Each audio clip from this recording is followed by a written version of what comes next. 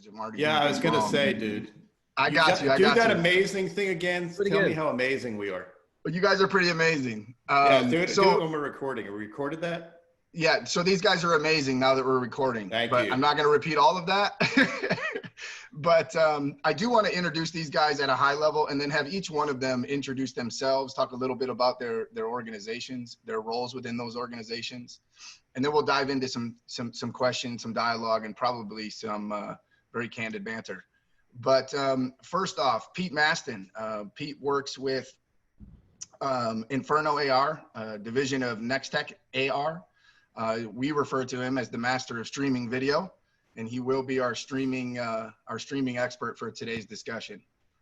Secondly, Paul Hamm, CEO of Endavo Media, affectionately dubbed Mr. OTT. And a quick caveat to that, anytime we say OTT today, you should probably take a drink. Thank you, Mr. Friedman.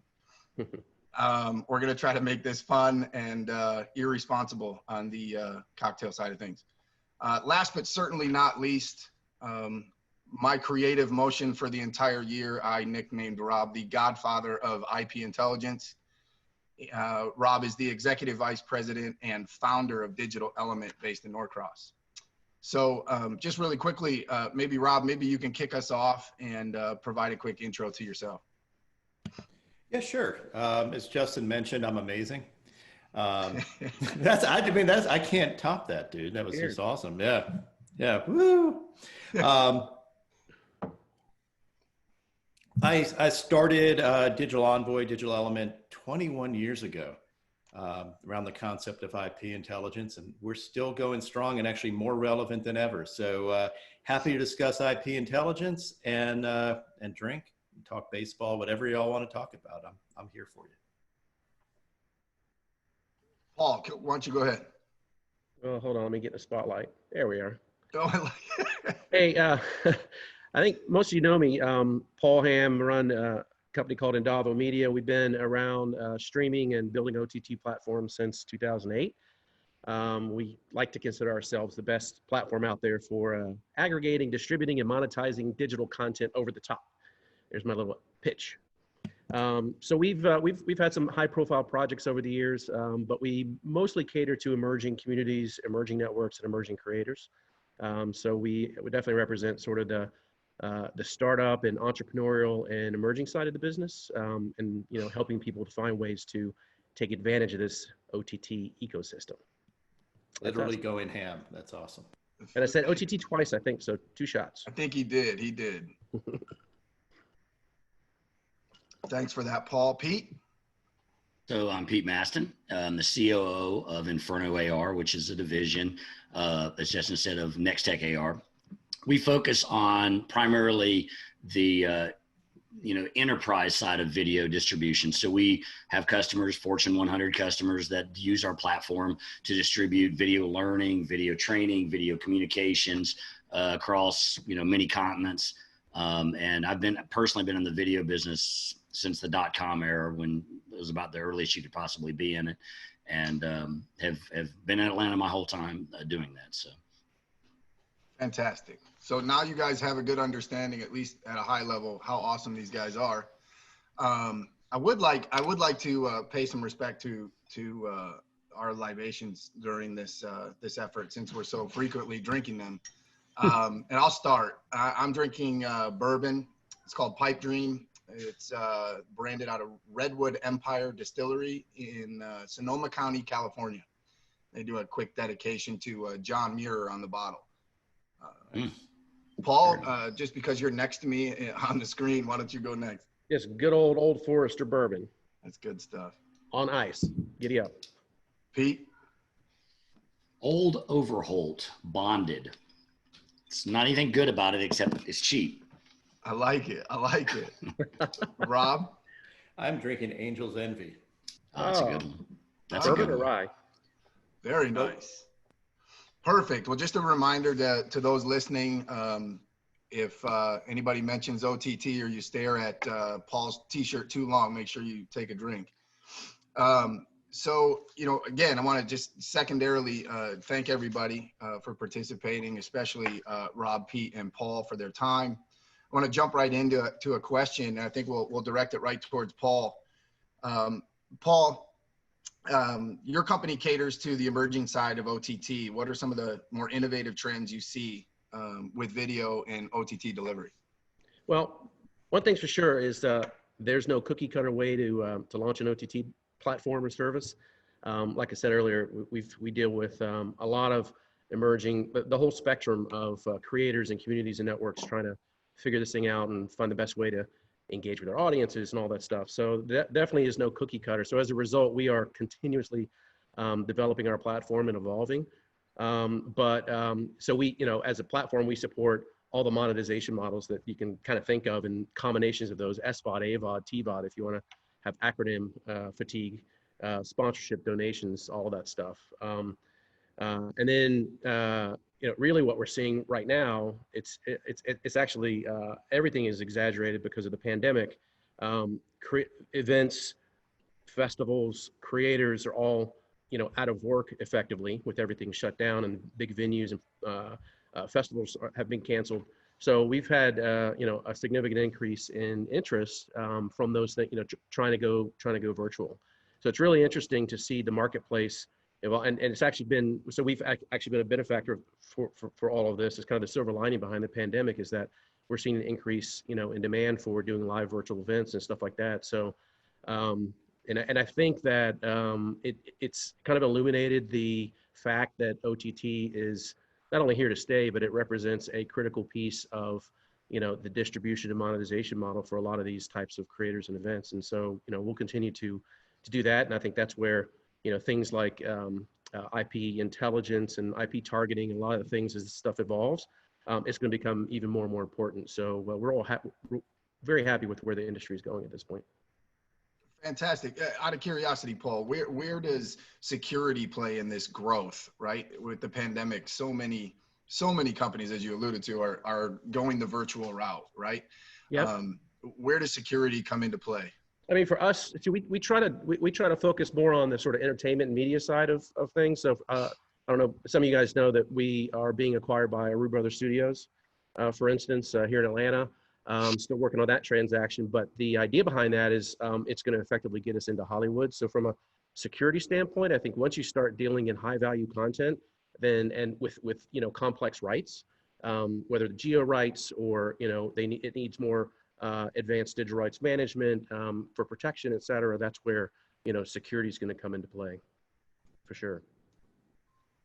Perfect. Rob, Pete, any elaboration? I can say on the enterprise side, security is hugely important, because a lot of our customers are actually streaming information that is specific to their products, right? And so the last thing they want is their competitors being able to come in and see that, oh, here's how that medical device works, or here's, how this thing works. So, I mean, at the very beginnings of our product, we had to really think about security, two-factor authentication, IP intelligence. We are even implementing DRM because some of our customers are even wanting, encrypted streaming. So it's really the gamut, and for different clients, we have to do different levels of security. But a component of that is knowing where the people are coming from, which is, how, IP intelligence is exactly how you do that, and understanding who you're supposed to block and who you're not supposed to block. So yeah, it absolutely has an impact on the enterprise side. I found that interesting because you mentioned, I'm very familiar with geographic rights management. Obviously, you can't rely on a user to tell you where they are. IP addresses give you an objective way of doing it. Also looking at proxies, trying to get around any of that. But looking at competitors, that's kind of interesting because you can tell if someone's coming from a competitor, if they're dumb enough to surf from where their company is. But I hadn't thought about that aspect of digital rights management, looking at more about the user. Like, is this really somebody I want to let in? Exactly. No, again, it depends on whether you're talking to the product groups within the company, the marketing groups. I mean, we support the marketing use case too, but most of the marketing use case is free to air. It's not, they're not so much concerned with that. But on the product side, when let's say you're training partners and external, vendors on how to use a product or whatnot. This is where you really want to be able to block competitors in particular from being able to see that, because it's the gold, right? That's really interesting. The landscape has definitely changed. I know personally, we've talked to NASCAR years ago about leveraging IP address for rights management or advertising or whatever the case was. And early on, it was, we just want as many people watching as possible, so we don't want to use IP to restrict. And then in the virtual world, that definitely changed. The opportunity to advertise and sell branded products and things like that in person, at the race, at Darlington, at Coca-Cola 500 in Atlanta, whatever the case might be, was ripe. And in a virtual world, it's not. So all of a sudden they had a project, which obviously nothing could happen that quickly, but how do we advertise? How do we localize the content that they see during that virtual broadcast? What can we do to monetize some of those things? It definitely a changing landscape. That's fantastic. Yeah. I mean, the use cases between free to air content and highly secure content is different, but in both cases, you have a huge advantage about knowing where your viewers are coming from, right? In the one case, you use it to block them. In the other case, you use it to insert personalized advertising to them, right? Absolutely. Yeah, absolutely. One question to you guys: do you feel like the pandemic has opened people's eyes to what can be done virtually to some extent? Like some Absolutely. of these virtual meetings are better than going to in-person events, cheaper.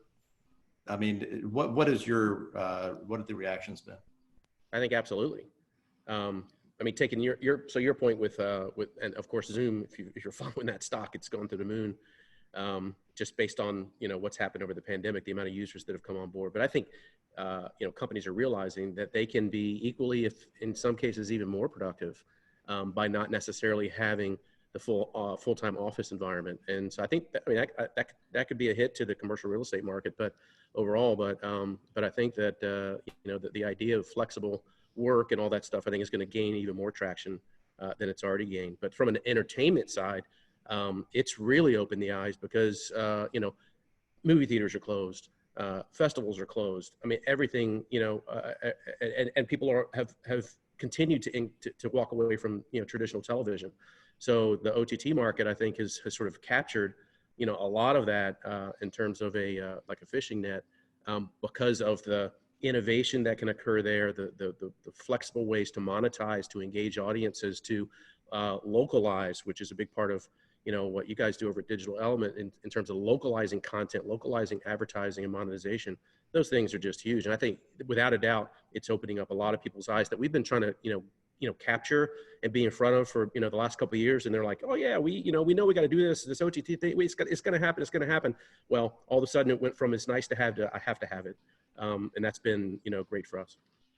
Yeah, it's the same on the enterprise side. On the enterprise side, you have 97,000 association and trade organizations in North America. Almost all those trade associations had conferences, one in Orlando, one in Vegas or whatever, couple 2 or 3 times a year. That's how they raised money. Right. This was their big money maker. All of that's gone. And so the smart ones are transitioning very rapidly to virtual. And we're like on the forefront of that, talking to these trade associations and these conference groups. And they're saying almost across the board, yeah, we don't think this is ever coming back. It's not going, it is not going completely away. It's going to be different. And I think virtual is going to have a significant place in all of these industries. Yeah, hybrid will be the new normal. Yeah, I agree with you. Although I tell you, it may take a while for some of these organizations to even get back to hybrid. I mean, even movie releases, they say, now that they've sort of let the cat out of the bag with launching, a movie release simultaneously digital with theaters. I think they've, opened up, they've let the cat out of the bag, and I don't think that's going away. I agree. Yeah, absolutely. And so we touched on DRM there a little bit in that discussion. This question, Rob, probably most poignant. The need for DRM, digital rights management, and the enforcement of such. Like how do you think IP plays in helping publishers adhere to some of the licensing requirements or agreements? I mean, that's a great question. And interestingly, probably our second customer in the history of the company was a streaming company. I mean, streaming sucked back then, but But it was. And early on, we realized that for geographic rights management type uses, if you give a user incentive to lie, like if you can't ask a user, if you can only stream in the United States, for example, and you ask a user where they're from and they happen to not be from the United States, they're going to lie. They're going to say, hey, I'm in the US, even though they're in Russia. Same thing for things like MLB being able to stream to a kind of only being able to stream outside a local area.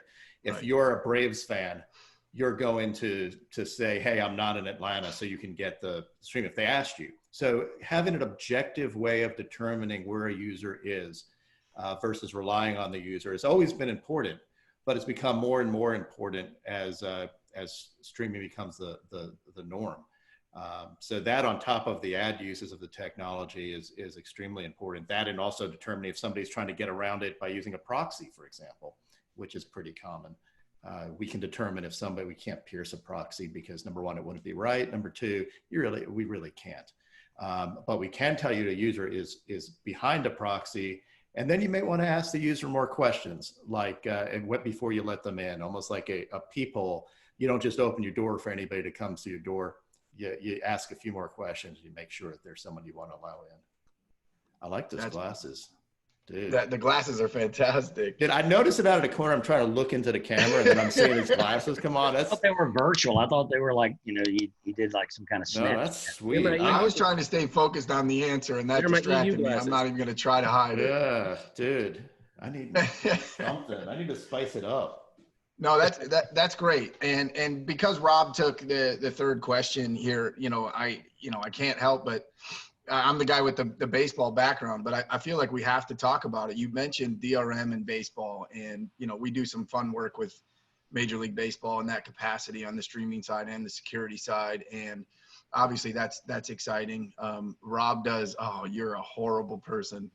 Rob does some fun some fun things with Major League Baseball as well. The worst part about that picture, I'll drink to that.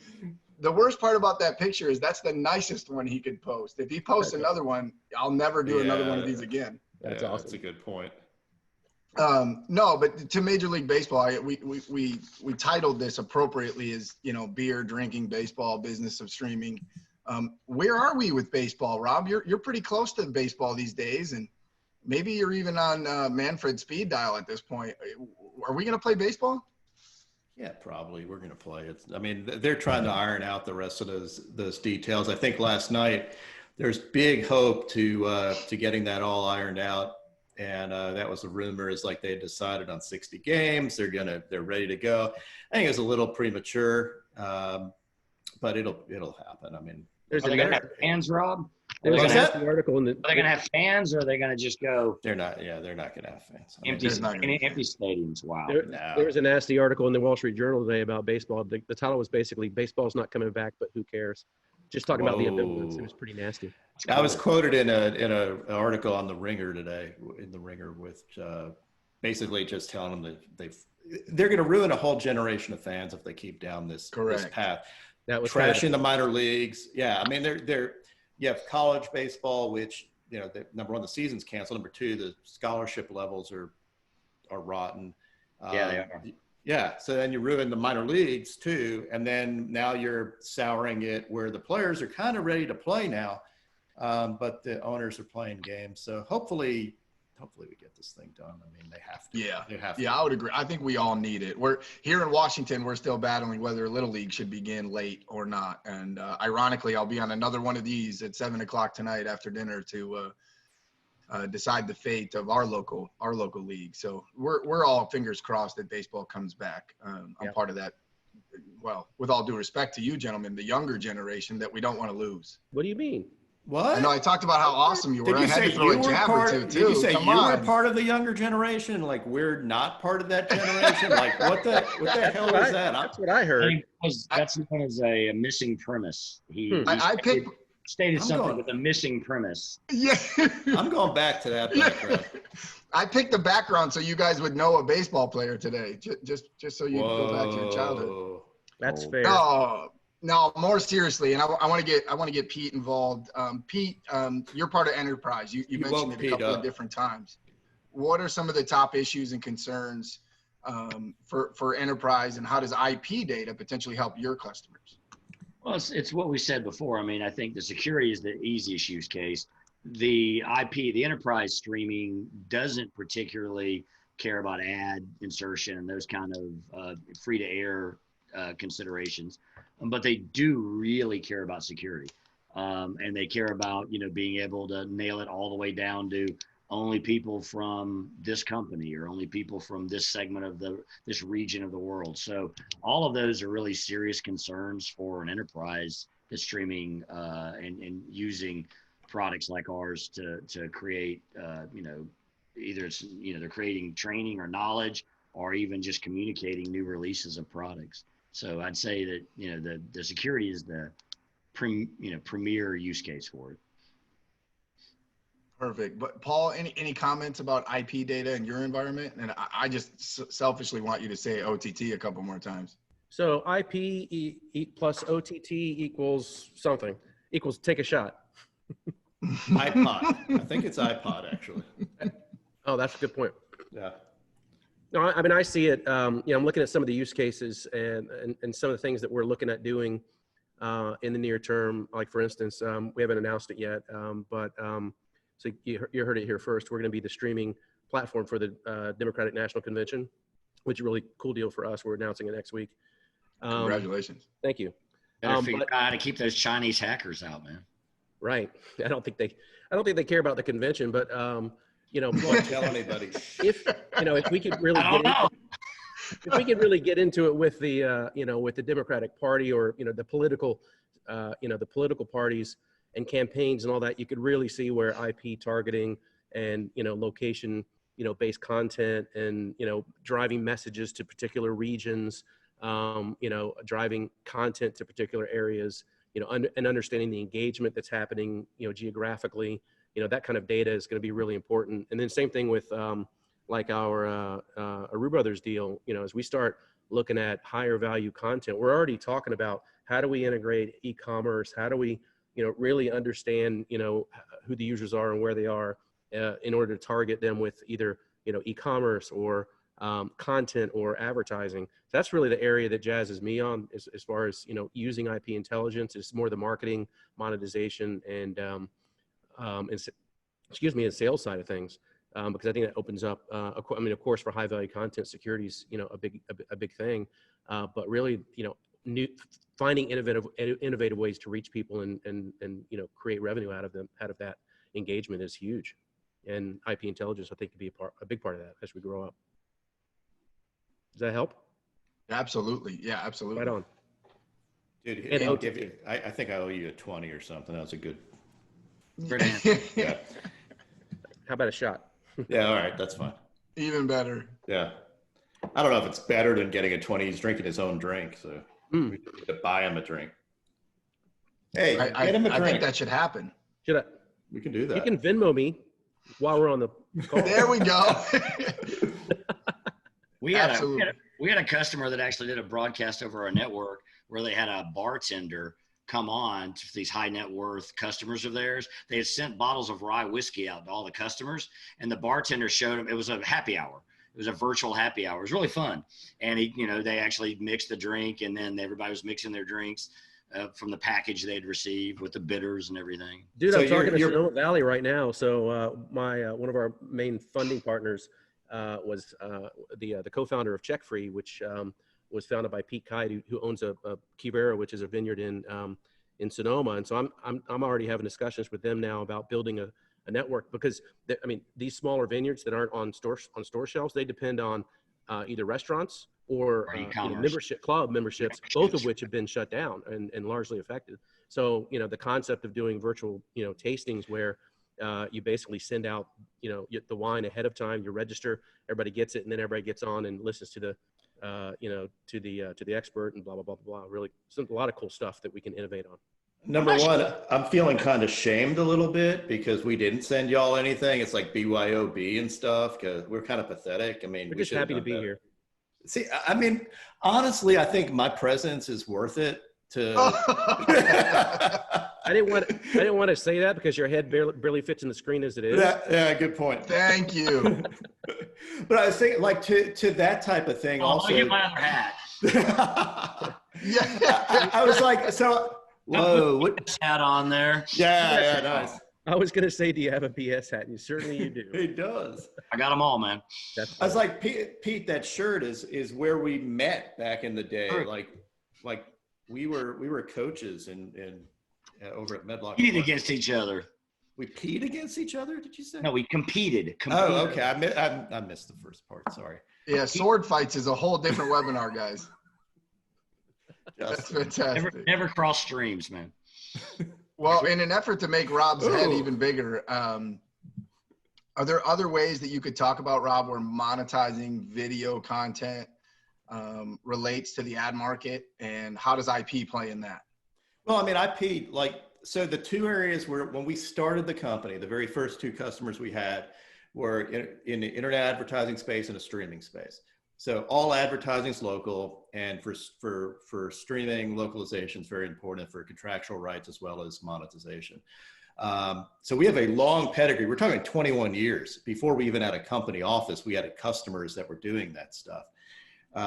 So we've grown up in both of those spaces, and absolutely monetization through advertising is a place where we play. Nobody, again, gives you information. They don't volunteer, hey, this is where I am, please target me. With IP addresses, it's seamlessly done. It's non-intrusive, privacy-sensitive way of targeting people among a bunch of different metrics. We talk about location, but it's really things like even point of interest, like where you are, if you're at a hotel or if you're at a Starbucks or something like that.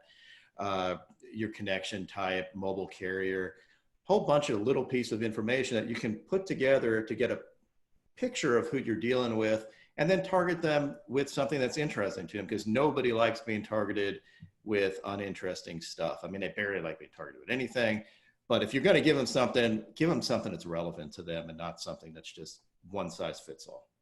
So we've got a really cool use case that we're working on right now with this group that up north that they basically provide programming to schools across the country. They actually, their core business is to do actual plays, like they go and show up physically.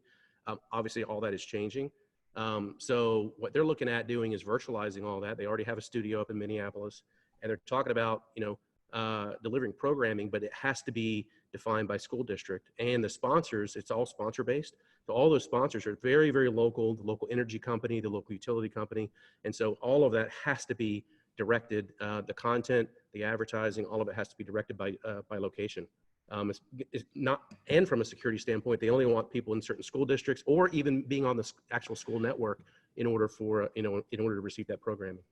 That's it. So one of the cool things, and this is, again, somebody that's been doing this for a long time, but when we started and going down to this real localized content, when we started even being like targeting at a country basis was, oh my God, you guys are awesome. At this point, we're able to get down sub zip code, which we're talking school district level and beyond and beneath, That's cool. which is kind of a break. We poured a bunch of money into this stuff. It'd be boring if we kept doing the same thing, frankly, but we've tried to keep up with what our customers' needs are, which is deliver very, very localized IP targeting, which before wasn't even, I mean, you guys know it. I mean, Pete, you've been in this industry for a long time. IP targeting is a general targeting and less specific. We've been able to almost mirror what you can do with mobile, not to the GPS level, but to zip +4 even in a lot of cases. So it's not your grandfather's IP targeting now. So stuff like school districts, perfect use case for what we do. As a mom and pop type things, like even I was thinking the other day, like a mom and pop pizzeria down the corner, they didn't want to advertise on a DMA level. You're not going to go from Cumming to Decatur to get pizza. Right. But if you're talking about around the corner, that's pretty cool stuff. And that's what we can do now, which is really, really neat. There's going to be a lot of innovation for you guys coming up. I mean, like all these different use cases we're talking about and all the stuff we're hearing, any of these, all these physical events, physical venues, physical performances are all generally local in nature. And now once you virtualize that, how do I virtualize it but still be local? That's going to be huge. That's a great point, and I think we're kind of at. It seems like we're at the cut, like the beginning of it, and this was the awakening. Is that we've always, as I think y'all started, like this is where everything's going, but we accelerated it so quickly that I don't know that there's a going back, because people are comfortable doing business the way they're doing it now. We're not going to let it go back. Yeah, and you shouldn't, right? And I think that's all of us. We should all be in this together to make it as seamless as possible with a real world experience. And it just makes, like, my day's more productive now because I can wake up, go downstairs, work, do everything I need to do without leaving the house. Plus, I'm antisocial anyway. I mean, you don't really need to meet anybody in person, do we? He's being honest. Paul mentioned that the big loser here is commercial real estate. And I don't know how that's transformed, because like you've got so many thousands of square feet, both in Atlanta and all in Manhattan, and people just aren't going to go back to that space, not in the way they were. And it's going to be very hard to understand how those companies transfer. I mean, I don't see that. That's definitely going to be a challenge. And you guys kind of walked right into what my goal was at the end of this, was kind of talk about some predictions and where are we now versus where are we going. And obviously normal isn't a word that we can use as frequently as we used to. So you make a great comment, Pete. And, you know, here in my community, I'm often thinking about some of these large old retail spaces, these commercial real estate spaces, and we're a fairly small community, but how can those be reused or recycled or redeveloped for another use, right? I mean, we talk about use case in Rob and I's industry all the time. Like, how are you going to use our data? Well, how are we going to use those spaces for something fun and innovative, something creative? Any ideas? Any of this going on in your communities as well?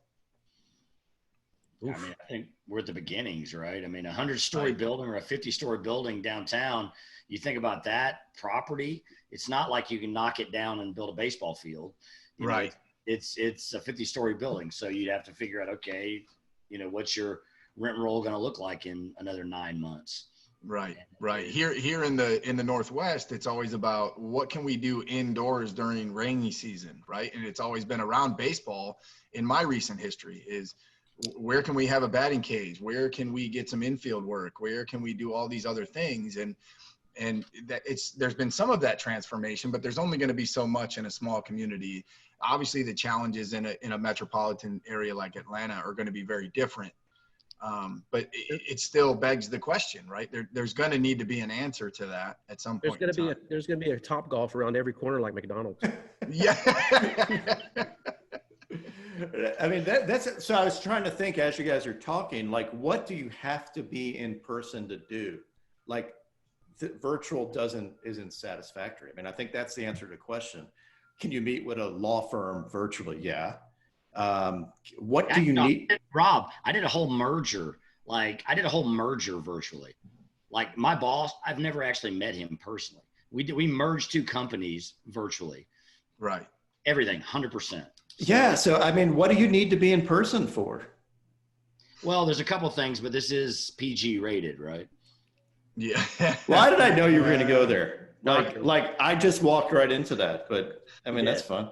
Yeah. All right. You're right. You're totally right. What do you need to be in person for? I think we're rethinking that now. Pete, as soon as we figure out the virtual tactile, we won't have to be there for that either. That's creepy, dude. You just creep me out, Pete. Totally creepy. The glasses and the question, I tell you. Yeah, well, perfect. Anything else that you guys would like to add before we kind of open things up to anybody that may have a question? I think there's only 3 people that don't work with or around any of us, so I'm not sure there'll be a ton of questions. But anything else that you guys would like to add that we haven't touched on today? To hear their opinions. Yeah, that's fair. Does anybody have a question? And I'm just going to open this. Scott, bring it. Wait, you're in charge of this? Like, you can open it up and take people off mute? I really can. Right now, I just gave everybody the freedom to unmute themselves and ask a question or participate if they choose. And nobody's jumping the fence yet. Scott, do you have any questions? You guys can unmute yourselves. You don't want to. You did it. You can unmute yourself. No, you can't. Why not? Now we can. You should be able to. Now I can. Now I can. I'm glad I waited to fail until the end. Yeah, now you failed throughout. It was Hey, okay. well done. Oh, thanks, Rob. I appreciate that. Hey, it's okay. I'm just your boss. Hey, Scott, Unmute my are you video. still there? Do you have any questions? Hey guys, it's Scott Salter. Gotta unmute my video would be great. So. Oh, we can hear you.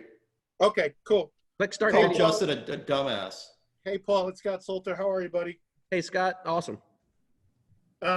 So very good conversation. I did not bring my Angel's Envy bourbon downstairs to share with all of you, but I will next time. So You owe us a makeup. You owe us a makeup drink.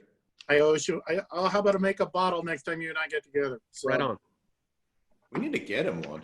Like, I'm so guilted out by all this talk about giving people alcohol and stuff. Well, I think we need to Justin. do this again, and then Digital Element will provide your choice of libation. I think that's a great idea, Rob. Yeah, I think we should.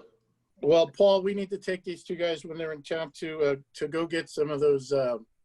Where did we go to get the Deep fried deviled eggs. Deep fried deviled eggs? Yeah. Oh, Where'd you go? It's that sounds good. it's what is it called? Three old. Three sisters or three? I don't Okay. remember. Yeah, I know. I've had deep fried deviled eggs before, and it's fantastic. That sounds like a great day of beer Oh, drinking too. it was good. Alan, Patrick. see if you can unmute my. I think you've got me blocked video wise. If you can unmute it or not, I don't know. Oh, Yeah, okay, hold on. That's the way Justin works. I was asked to do that by PR. I apologize. There we go. Hey, There he is. There what's we up, go. man?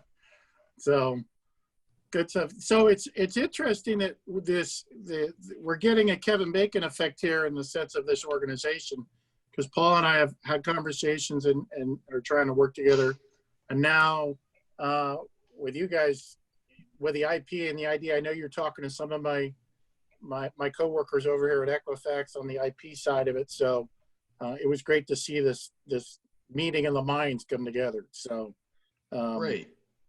I think it'll work forward. So there's a couple things that we'll take off board to have conversations with IP on that side.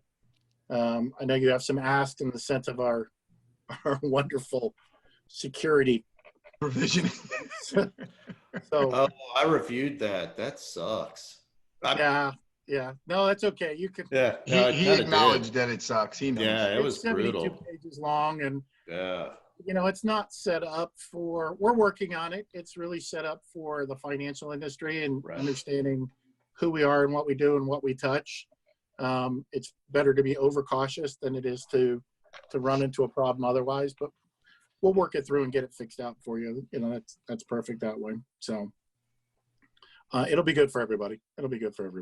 So, I mean, great conversations, gentlemen. Myself and what I do, Paul knows all about it. I'm happy to jump on. It sounds like there's a nice cross-pollination for all of us engaged. So I'm excited for what the future brings to us for all the groups involved here. Fantastic. We appreciate you joining in today. Right on. I missed the notice on the liquor, so I'll do that next time, I promise. We'll send you a bottle. I mean, we owe you. You sat through this, and again, we've been guilted into, like, I didn't know y'all go to these things and everybody gives you bottles and stuff. I mean, that's it's the way it should be. Yeah. Something tells me the volume of participants will increase dramatically if we blast that out. Yeah, good point. Angel envy for everyone would absolutely increase the volume of participants. Yeah. I mean, we could do that. Dark. I do one of these every day at noon Pacific if Rob was going to buy a bottle of that. A couple Well, times it a is, day. it's, Couple what's the old times a saying? day. It's noon somewhere in the world. Yeah, that's coming out of the Rob Friedman Pitching Ninja account, not the Digital Element account. Nice. I think One of my my household lines would get a was little by- upset that I'm doing bourbon at 9 o'clock in the morning, but why not? You can't drink all day if you don't start in the morning. This is true. That's right. This is true. So, Well, hey guys, I have a 45-minute cutoff here. Anything else before we part ways? OTT shot. Fantastic. Let's go. Salute, everybody. Thanks for participating. I appreciate you guys. Hey, thanks, fun. look y'all. forward to talking to all you. And we all need to get together once all this craziness is done. Let's do it. Let's do that. Absolutely. So, All right, everybody. Have a great afternoon. Thanks again. likewise, All right, to Thank everybody. you. Thanks. Cheers. Take care.